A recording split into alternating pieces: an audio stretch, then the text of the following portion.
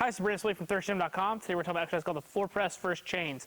This is a great shoulder-friendly bench press option. It really develops your lockout, and I really like it as just an overall bench press builder. So to set this exercise up, you're going to want to put a barbell in a rack and the ability to lay on the floor. So a power rack would be ideal. We use our rig. It provides lots of space.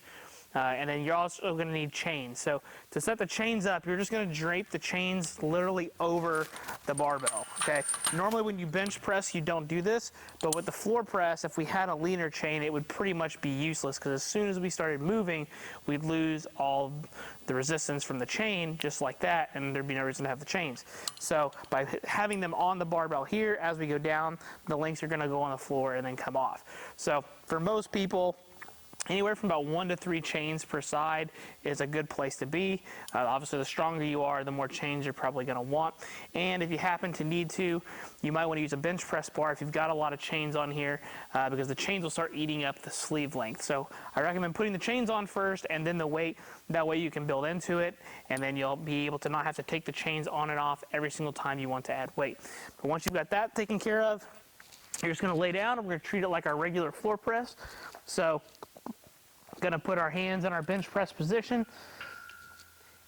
and then what we're going to do is we're going to unrack the weight, and with our feet, they can be bent or straight. That's personal preference. If you're one of those people that finds you have your feet bent and you really like to use leg drive and your butt starts coming off the floor, just put your feet flat, and then you'll find that you're not using your leg drive like that. I don't think there's anything wrong with having some leg drive here to keep you good and stable, but if you're not honest with yourself, then just go ahead and put them straight, and it completely eliminates it entirely.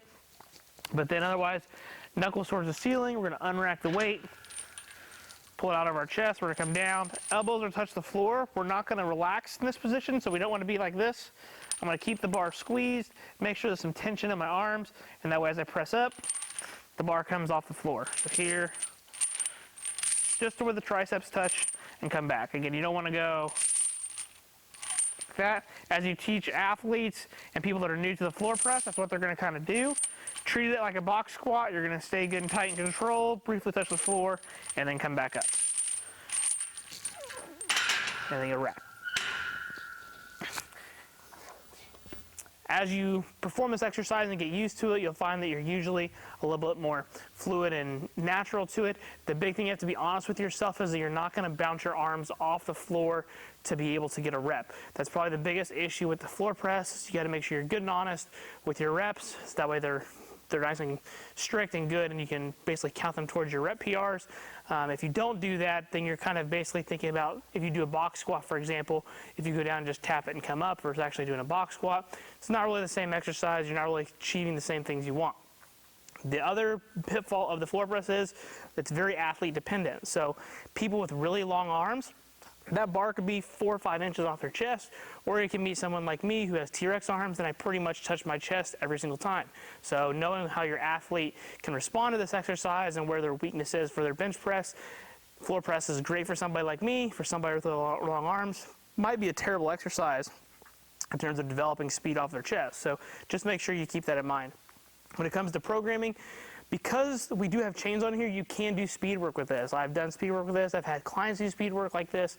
It's a really nice way to do some speed and dynamic effort work and it not be monotonous where you're always doing bench versus bands and chains. That's pretty much it. You can take the leg drive component out of it and work on just the upper body speed of it and not have to worry about setting up all the time.